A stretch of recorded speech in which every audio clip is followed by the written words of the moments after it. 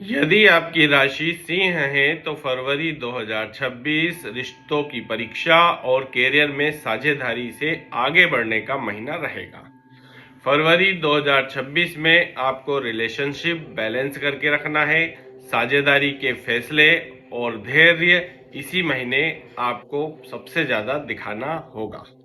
ग्रहों की स्थिति की बात करें तो सूर्य 12-13 फरवरी तक मकर राशि में है। इस समय आप पर काम का दबाव, हेल्थ और रूटीन में परेशानियां आ सकती है। 13 फरवरी के बाद सूर्य कुंभ राशि में प्रवेश करेंगे। इस समय आपको दाम्पत्य जीवन, साझेदारी में थोड़ी परेशानी आ सकती है।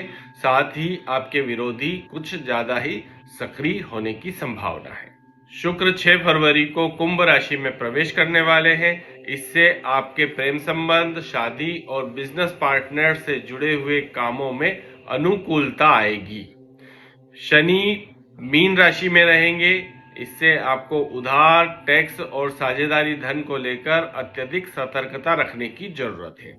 17 फरवरी के आसपास सूर्य ग्रहण का प्रभाव आप पर भी रहेगा। इसमें आपको रिश्तों में गलतफहमी और ईगो केस में आपको बचना होगा।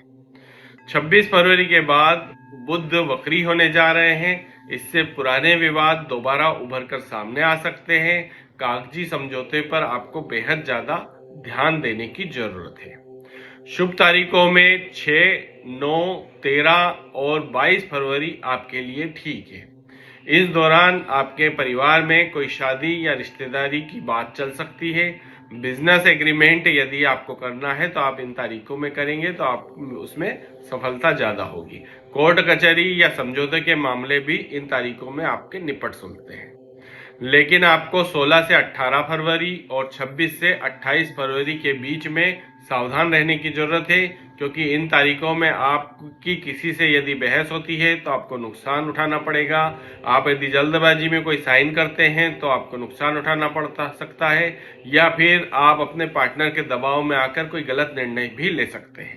तो इन तारीखों में किसी भी तरह का कोई निर्णय लेने से आपको बचना चाहिए। धन प्राप्ति के योग इस महीने आपके 7 से 11 फरवरी और 19 से 23 फरवरी के बीच बन रहे हैं।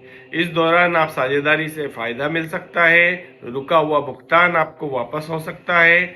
आपको करना यह है कि इन तारीखों में जब भी कोई शुक्रवार पड़े तो आप उस शुक्रवार को सफेद वस्तु, दूध या चावल दान कर सकते हैं। अच्छे परिणाम के लिए पूरे महीने आपको 3 उपाय करने हैं। पहला, रोज सुबह सूर्य को जल अर्पित करना है। दूसरा, रविवार को गेहूं या गुड़ का दान करना है। और तीसरा, अपने क्रोध और अहंकार पर नियंत्रण रखना है। तो कुल मिलाकर फरवरी का महीना आपके लिए संतुलित रहेगा। आपको बस इन्हीं संतुलन को बनाकर रखना है। सबसे पहला, आपको धैर्य रखना है। दूसरा, रिश्तों में संतुलन रखना है। और तीसरा, अपने ईगो को कंट्रोल करके रखना है। यदि आपने ये 3 काम कर लिए तो फरवरी का महीना आपके लिए बेहतर होने वाला है। धन्यवाद।